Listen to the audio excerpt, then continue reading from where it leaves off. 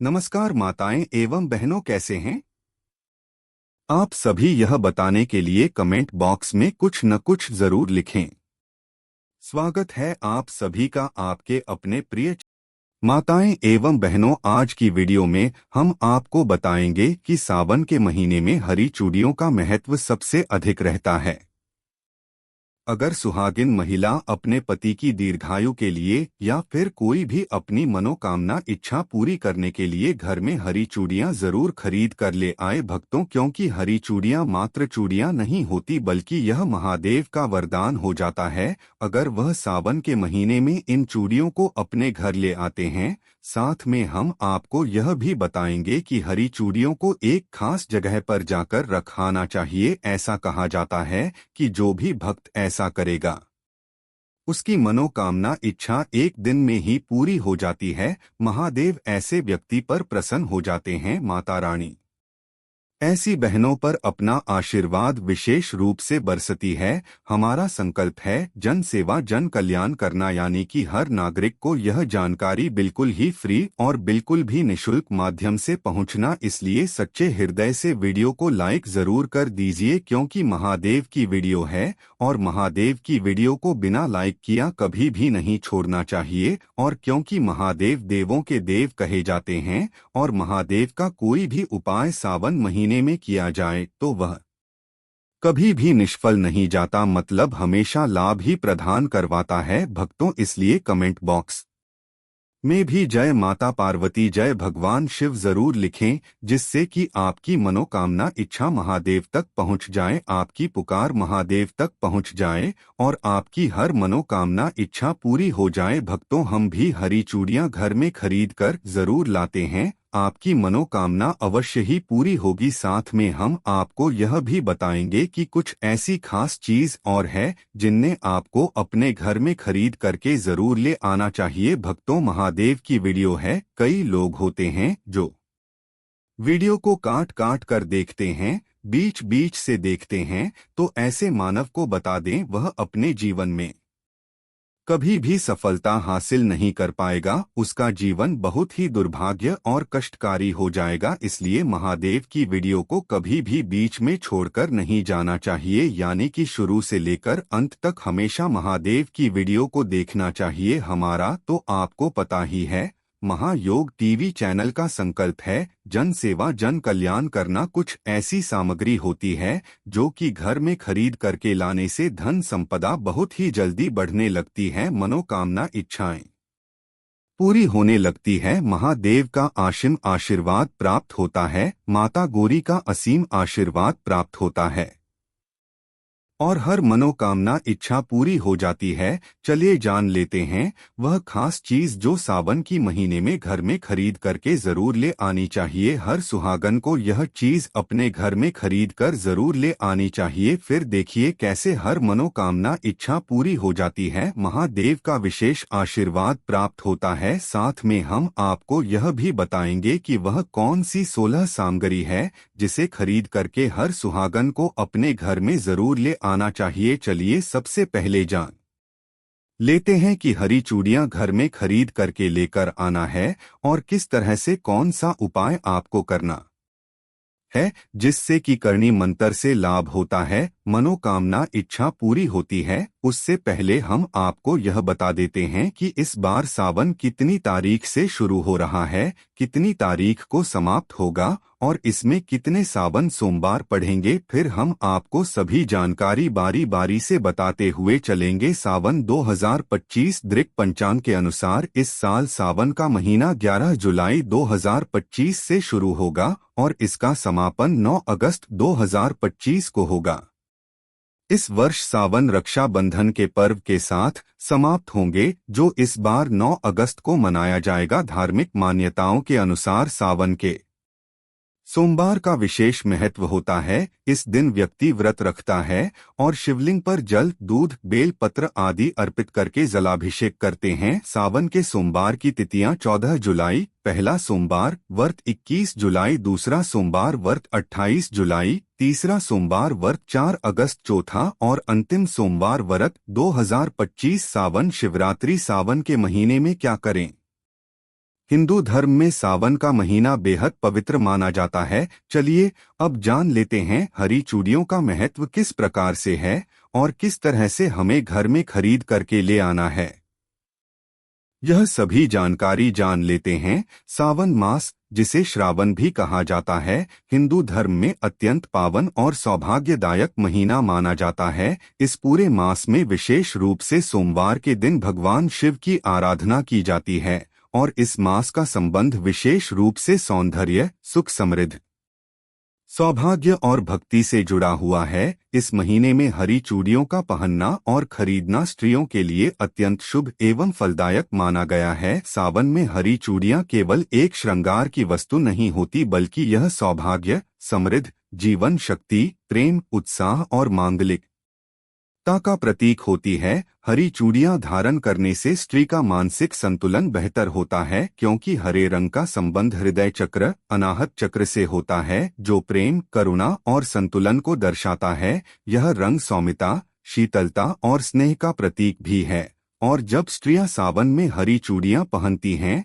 तो वे देवी पार्वती के आशीर्वाद की पात्र बनती हैं, क्योंकि यह मास स्वयं मां गौरी को समर्पित है, जो सुहाग, सौंदर्य और स्थायित्व की देवी मानी जाती हैं। धार्मिक मान्यता है कि सावन में हरी चूड़ियां धारण करने से पति की लंबी उम्र होती है, वैवाहिक जीवन में प्रेम बना रहता है और वैराग्य की भावना दूर होती है। अविवाहित कन्याएं यदि इस मास में हरी चूड़ियां धारण करती है और विशेष रूप से शिव मंदिर में जाकर शिवलिंग पर जलाभिषेक के पश्चात इन्हें पहनती है, तो योग्य वर की प्राप्ति होती है। इस मास में हरी चूड़ियों की खरीदारी करना भी बहुत शुभ माना गया है, विशेषकर सोमवार या शुक्रवार के दिन। सोमवार को यह भगवान शिव को प्रसन्न करता है और शुक्रवार को यह मां लक्ष्मी को, जिससे घर में सुख समृद्धि बनी रहती है। यदि कोई स्त्री इस दिन हरी चूड़ियों के साथ हरे वस्त्र और हरी बिंदी भी धारण करे और शिव पार्वती की पूजा कर ओं गौरी शंकराय नमः मंत्र का 108 बार जाप करे, तो उसे विशेष पुण्य की प्राप्ति होती है। यह उपाय अविवाहितों को शीघ्र विवाह का वरदान देता है और विवाहित स्त्रियों को अखंड सौभाग्य का आशीर्वाद मिलता है। हरी चूड़ियों को खरीदते समय एक विशेष उपाय यह भी माना गया है कि जब आप बाजार से हरी चूड़ियां लेकर आए, तो उन्हें पहले मां गौरी को अर्पित करें, फिर स्वयं धारण करें। इससे चूड़ियों में आध्यात्मिक ऊर्जा का संचार होता है। यदि कोई स्त्री प्रतिदिन प्रातःकाल हरी चूड़ियां पहनकर शिवलिंग पर जल, बेल पत्र और सफेद फूल अर्पित करें और फिर एयुम नमः शिवाय का जाप करें, तो उसकी सभी मनोकामनाएं पूरी होती हैं। साथ ही घर में कलह, मानसिक तनाव, पति पत्नी के बीच असहमति और दुर्भाग्य जैसी नकारात्मक शक्तियां दूर होती हैं। यह भी माना गया है कि यदि कोई स्त्री अपनी सखी या बहन को सावन के पहले सोमवार या हरियाली तीज के दिन हरी चूड़ियां उपहार में देती है, तो उसका पुण्य कई गुना बढ़ जाता है और उसका अपना सौभाग्य भी स्थिर होता है। इस दान से स्त्री के जीवन में लक्ष्मी का वास होता है, क्योंकि यह क्रिया स्त्री संगठन, स्नेह, समर्पण और शुभता की भावना से ओतप्रोत होती है। यदि चूड़ियां गरीब या विधवा महिलाओं को भी दान की जाएं, तो वह विशेष पुण्य दायक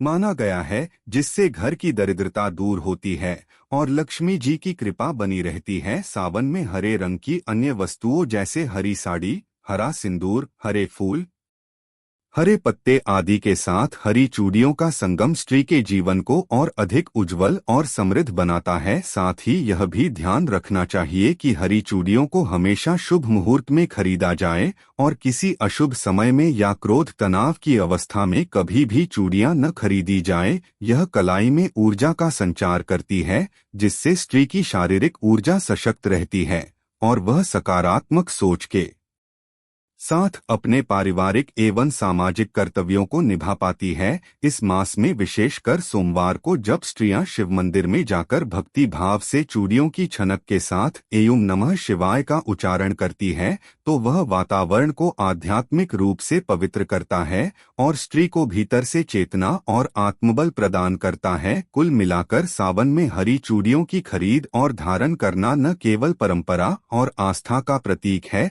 बल्कि यह स्त्री जीवन में स्थिरता, प्रेम, सौंदर्य, समृद्धि और देवी शक्ति को आमंत्रित करने का अत्यंत प्रभावी उपाय भी है।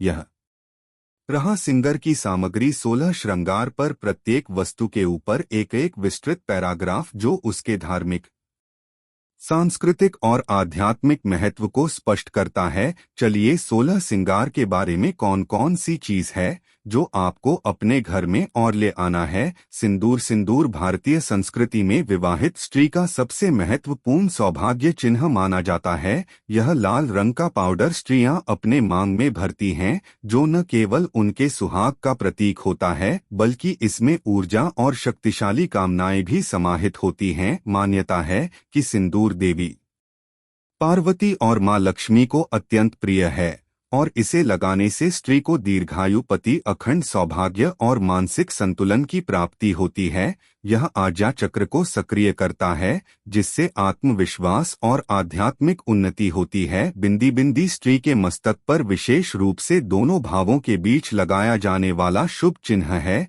जिससे आज्ञा चक्र का स्थान माना गया है। इसे लगाने से एकाग्रता बढ़ती है और मानसिक शांति प्राप्त होती है। धार्मिक दृष्टि से बिंदी सौभाग्य का प्रतीक है और यह देवी शक्ति का भी प्रतिनिधित्व करती है। विशेषकर लाल या कुमकुम की बिंदी को पूजा पाठ और शुभ अवसरों पर लगाना अत्यंत मंगलकारी होता है, जिससे घर में सकारात्मक ऊर्जा का प्रवाह होता है। काजल। काजल या सुरमा स्त्रियों की आंखों की शोभा बढ़ाने के साथ साथ नजर दोष से बचाने का प्रमुख साधन माना गया है। खास तौर पर नवजात शिशु और नवविवाहित स्त्रियों को काजल लगाना अत्यधिक शुभ माना गया है। यह आंखों को ठंडक प्रदान करता है और तंत्र शास्त्र में इसे दुष्ट शक्तियों से रक्षा करने वाला बताया गया है। सावन, तीज जैसे पर्वों पर काजल लगाकर पूजा करना देवी को अत्यंत प्रिय होता है। मंगलसूत्र। मंगलसूत्र काले मोतियों और सोने से बना एक पवित्र हार होता है, जो पति के दीर्घायु जीवन का प्रतीक है। यह विवाहित स्त्री की पहचान है और इसे पहनने से न केवल सामाजिक मान्यता मिलती है बल्कि यह विवाह के बंधन की शक्ति और सुरक्षा को दर्शाता है। माना जाता है कि मंगलसूत्र नकारात्मक ऊर्जा को दूर रखता है और स्त्री के शरीर की ऊर्जा को संतुलित करता है, जिससे वैवाहिक जीवन में प्रेम, समर्पण और स्थिरता बनी रहती है। चूड़ियां। चूड़ियां स्त्रियों के हाथों की सबसे सुंदर और मनमोहक सजावट होती है। विशेषकर हरी, लाल, सोने या कांच की चूड़ियां सौभाग्य और सुहाग का प्रतीक मानी जाती है। इनकी खनक न केवल वातावरण में शुभता फैलाती है बल्कि यह ऊर्जा का कंपन उत्पन्न करती है, जो स्वास्थ्य और मनोबल को बेहतर बनाती है। सावन के महीनों में हरी चूड़ियों का विशेष महत्व होता है और इसे पहनने से मां पार्वती की कृपा बनी रहती है। बिछुए। बिछुए विवाहित स्त्रियां अपने पैरों की दूसरी उंगली में पहनती हैं, जो विवाह का प्रतीक है। यह न केवल श्रृंगार का एक आवश्यक अंग है बल्कि आयुर्वेदिक दृष्टि से यह स्त्री की प्रजनन क्षमता और मासिक चक्र को संतुलित रखने में सहायक होता है। बिछुए पहनने से शरीर में सकारात्मक ऊर्जा का संचार होता है और यह जमीन से संपर्क के माध्यम से ऊर्जा को आत्मसात करने में भी मदद करता है। पायल। पायल या झांझर स्त्रियों के पांवों की सुंदरता को बढ़ाने वाली श्रृंगार सामग्री है। इसमें घुंघरू की मधुर ध्वनि होती है, जो घर में शुभता का वातावरण बनाती है। धार्मिक मान्यता है कि पायल पहनने से देवी लक्ष्मी का वास घर में बना रहता है। यह भी माना जाता है कि जब स्त्री पूजा करते समय पायल पहनती है तो उसकी हर चालन में एक प्रकार की आध्यात्मिक ध्वनि उत्पन्न न होती है, जो नकारात्मक ऊर्जा को दूर करती है। मेहंदी। मेहंदी सौंदर्य का प्रतीक होने के साथ साथ मनोकामना पूर्ति की भावना से जुड़ी होती है। विवाह, तीज, करवा चौथ जैसे सभी मांगलिक अवसरों पर स्त्रियां अपने हाथों और पांवों पर मेहंदी रचाती हैं। मेहंदी की सुगंध मानसिक शांति प्रदान करती है और इसकी ठंडक शरीर को तनाव मुक्त बनाती है। धार्मिक मान्यता है कि गहरी मेहंदी सौभाग्य और पति के प्रेम का संकेत होती है। अंगूठी। अंगूठी स्त्रियों के हाथों की उंगलियों में पहनी जाती है और यह आभूषण के साथ साथ ऊर्जा संतुलन का भी माध्यम होती है। अंगूठी के माध्यम से उंगलियों में मौजूद एक्यूप्रेशर बिंदुओं पर दबाव पड़ता है, जिससे मानसिक स्पष्टता, रक्त प्रवाह और भावनात्मक स्थिरता प्राप्त होती है। धार्मिक दृष्टि से सोने या चांदी की अंगूठी पहनना अत्यंत शुभ माना गया है, विशेषकर अनामिका या मध्यमा उंगली में गजरा या फूल गजरा यानी फूलों की वेणी बालों में सजाई जाती है और यह नारी के कोमल स्वभाव, सुगंध और पवित्रता का प्रतीक होती है। खासकर चमेली और गुलाब के गजरे को सुहाग के अवसरों पर पहनना अत्यंत शुभ माना जाता है। फूलों की सुगंध वातावरण को भी सकारात्मक बनाती है और देवी पार्वती को अर्पित करने के बाद उन्हें बालों में सजाना सौभाग्यवती स्त्री का लक्षण माना जाता है। केश सज्जा सामान जुड़ापिन, हेयर क्लिप, सिंथेटिक गजरा, बालों में सजाने वाले आभूषण आदि स्त्री की केश सज्जा के लिए आवश्यक हैं। यह उसके संपूर्ण श्रृंगार को पूर्णता देते हैं और मनोवैज्ञानिक रूप से आत्मविश्वास और गरिमा को प्रकट करते हैं। बालों को सहेजना और उन्हें फूलों या आभूषणों से सजाना धार्मिक दृष्टि से देवी स्वरूप का प्रतीक भी होता है। आभूषण झुमके, हार, नथ, बाजूबंद, कमरबंद आदि विभिन्न आभूषण स्त्री के शरीर के प्रत्येक अंग की शोभा बढ़ाते हैं। यह न केवल शारीरिक आकर्षण बढ़ाते हैं बल्कि सामाजिक और पारंपरिक गरिमा को भी प्रस्तुत करते हैं। शास्त्रों में कहा गया है कि सोने चांदी के आभूषण पहनने से शरीर में सकारात्मक कंपन उत्पन्न होते हैं जो मन और आत्मा को बल देते हैं। इत्र या परफ्यूम इत्र स्त्री के शरीर से निकलने वाली सुगंध को संतुलित करता है और पूजा या शुभ अवसरों पर इसे लगाना आत्मशुद्धि और वातावरण की शुद्धि का प्रतीक है। देवी देवताओं को भी सुगंधित पुष्प और इत्र प्रिय होते हैं। जब स्त्री इत्र लगाकर पूजा करती हैं तो वह भाव, भक्ति और सुंदरता से भरपूर दिव्य रूप धारण करती हैं। लाल या हरे कपड़े, लाल और हरा रंग सौभाग्य और मंगल का हरवों पर इन रंगे के वस्त्र पहनने से स्त्री को देवीय शक्ति प्राप्त होती है। यह उसके श्रृंगार को पूर्ण करता है और उसके मन में उत्साह और भक्ति को जागृत करता है। नाक की नथ, नाथ स्त्रियों के नाक में पहना जाने वाला सुहागिन का विशेष आभूषण है। यह स्त्रीत्व, कोमलता और विवाह की पहचान है। नथ को देवी स्वरूपा स्त्रियों के प्रमुख श्रृंगार में गिना जाता है। शास्त्रों में कहा गया है कि नथ पहनने से स्त्री का चेहरा तेजस्वी बनता है और उसका मन शिव भक्ति में स्थिर होता है। लाल रंग की आलता या नेल पॉलिश आलता पांवों पर लगाया जाने वाला एक परंपरागत श्रृंगार है जो देवी लक्ष्मी को अत्यंत प्रिय है। यह पांवों को सुंदर बनाता है और धार्मिक आयोजनों में इसका विशेष महत्व है। आधुनिक रूप में नेल पॉलिश इसका स्थान ले चुकी है जो नाखूनों की शोभा बढ़ाती है और स्त्री को पूर्णता देती है।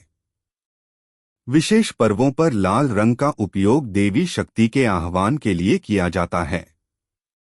सावन मास में काले तिल और जौ को खरीदकर घर में पूजा स्थल में या अनाज के भंडार स्थान पर रखना शुभ होता है। तिल को शनि और जौ को ब्रह्मा का प्रतीक माना गया है। ये दोनों ही वस्तुएं नकारात्मक शक्तियों से रक्षा करती हैं और घर में खाद्य सुरक्षा, समृद्धि और बीमारियों से बचाव प्रदान करती हैं। शिव पूजा में भी काले तिल का प्रयोग अभिषेक के जल में किया जाता है। जौ को घर में रखने से अन्न संकट दूर होता है और देवी अन्नपूर्णा की कृपा बनी रहती है। एक छोटे तांबर पात्र में इन्हें रखकर पूजा स्थान के पास रखें। नंदी की मूर्ति या चित्र शिव जी के वाहन, भगवान शिव के वाहन नंदी बैल को धर्म और भक्ति का प्रतीक माना गया है। सावन मास में नंदी की छोटी मूर्ति या चित्र खरीदकर घर लाना विशेष शुभ होता है। यह मूर्ति घर में उत्तर दिशा में स्थापित करें और प्रतिदिन उनके कान में अपनी मनोकामना कहें, क्योंकि पौराणिक मान्यता है कि नंदी बाबा सारी बातें शिव तक पहुंचाते हैं। यह उपाय अत्यंत सरल किंतु चमत्कारी होता है।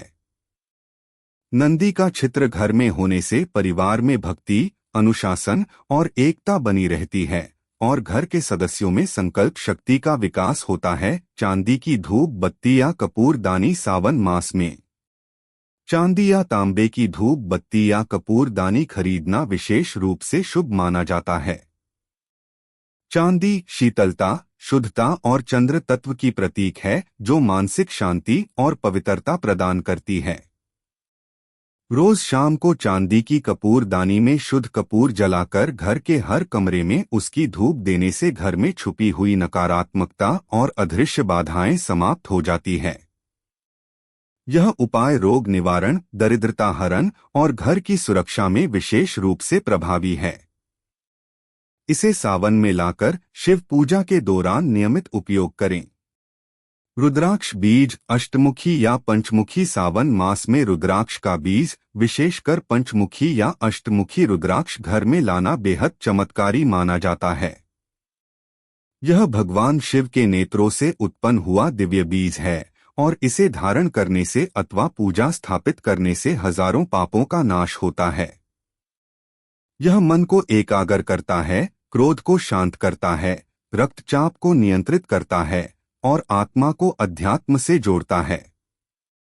इसे शुद्ध करके गंगा जल से स्नान कराकर लाल वस्त्र में बांधकर पूजा स्थान पर रखें और प्रतिदिन ऐं हरि नमः मंत्र का जप करें। अब तुम चलिए एक आपको खास उपाय बता देता हूँ। मैं सावन का इतना खास उपाय है, अगर आपने यह उपाय कर लिया तो आपको वह लाभ प्राप्त होगा जिसकी आपने कभी कल्पना भी नहीं की होगी। अब तो इस उपाय को जो भी मनुष्य करता है उसकी हर मनोकामना इच्छा पूरी हो जाती है। चलिए आपको यह जानना बेहद ही खास और इम्पोर्टेंट है। अगर आप इस उपाय को नहीं जानोगे तो समझ लीजिए कि आपको इस वीडियो को देखने का कोई लेगा, इसलिए वीडियो को पूरा जरूर देखें। चलिए जान लेते हैं। सावन मास को भगवान शिव की आराधना का सबसे पवित्र समय माना गया है और इस माह में बेलपत्र तथा दूध के द्वारा शिवलिंग पर अभिषेक करना एक अत्यंत चमत्कारी और प्रभावशाली उपाय माना जाता है। शास्त्रों में वर्णित है कि सावन मास में किया गया रुद्र अभिषेक सहस्त्र गुना फल प्रदान करता है और यदि उसमें बेलपत्र तथा शुद्ध दूध का प्रयोग हो तो यह उपाय अद्भुत रूप से प्रभावशाली हो जाता है। इस चमत्कारी उपाय को करने के लिए आपको सावन के किसी भी सोमवार के दिन ब्रह्मा मुहूर्त में उठकर स्नान कर लेना चाहिए। स्नान के उपरांत शुद्ध वस्त्र धारण करें और उत्तर या पूर्व दिशा की ओर मुख करके भगवान शिव के समक्ष एक तांबे के पात्र में शुद्ध गौमाता का दूध भरें और उसमें कुछ बूंदें गंगा जल की मिलाएं। इसके साथ ही बेल का पत्ता ले जो 3 पत्तियों में जुड़ा हुआ हो, जिसे बेल पत्र कहा जाता है, और वह बिल्कुल साफ और बिना कटा फटा होना चाहिए। शिवलिंग को पहले गंगा जल या किसी पवित्र जल से स्नान कराएं और फिर ऐं नमः शिवाय मंत्र का जप करते हुए दूध से शिवलिंग का अभिषेक करें। दूध शिवलिंग पर बहुत धीरे धीरे इस भाव के साथ चढ़ाएं कि आपके जीवन का हर कष्ट, हर रोग, हर दरिद्रता उस दूध के साथ बहकर शिव के चरणों में जा रही है और भगवान उसे हर ले रहें। जब तक दूध समाप्त न हो तब तक लगातार पंचाक्षरी मंत्र का जाप करते रहें और उसके उपरांत एक एक कर बेल पत्र अर्पित करें। हर बेल पत्र चढ़ाते समय एक विशेष कामना करें, जैसे पहला पत्र परिवार में सुख शांति के लिए, दूसरा स्वास्थ्य के लिए, तीसरा रोजगार के लिए, चौथा संतान सुख के लिए, पांचवा मानसिक शांति के लिए आदि। बेल पत्र चढ़ाते हुए आप ऐं त्र्यंबकाय नमः, ऐं पशुपतये नमः, ऐं महादेवाय नमः जैसे मंत्रों का उच्चारण कर सकते हैं। यह प्रक्रिया पूरी श्रद्धा, एकाग्रता और शुद्ध हृदय से करें और किसी भी प्रकार की अशु जैसे क्रोध, लोभ, अहंकार या दिखावे से दूर रहें। ध्यान रहे कि शिवजी को बेल पत्र अत्यंत प्रिय है क्योंकि उसमें तीनों गुण सत्व, रज और तम का संतुलन होता है और जब यह पत्र दूध जैसे सात्विक तत्व के साथ चढ़ाया जाता है तो शारीरिक, पारिवारिक या आर्थिक संकट से जूझ रहे हैं। दूध से शिवलिंग का अभिषेक करने से चंद्र दोष, मानसिक अशांति, तनाव और भय का नाश होता है क्योंकि दूध चंद्रमा का प्रतीक है और चंद्रमा का नियंत्रण शिवजी के सिर पर है। इसी कारण दूध से अभिषेक करना मन को शांत, स्थिर और सकारात्मक ऊर्जा से भरपूर बनाता है। वहीं बेल पत्र पित्त और अग्नि तत्व का प्रतिनिधित्व करता है और शिवलिंग पर इसे चढ़ाने से शरीर की ज्वलनशीलता, क्रोध, झुंझलाहट और दुर्भाग्य समाप्त होता है। यह उपाय स्त्रियों के लिए भी विशेष लाभकारी है, विशेषकर वे जो संतान सुख, वैवाहिक जीवन में सामंजस्य या पति की दीर्घायु के लिए प्रार्थना करती हैं। युवतियां इस उपाय को उत्तम वर की प्राप्ति के लिए करती हैं और उन्हें शीघ्र अच्छे और योग्य जीवन साथी का योग प्राप्त होता है। इसी प्रकार व्यापारी वर्ग इस उपाय को प्रार्थना करती हैं।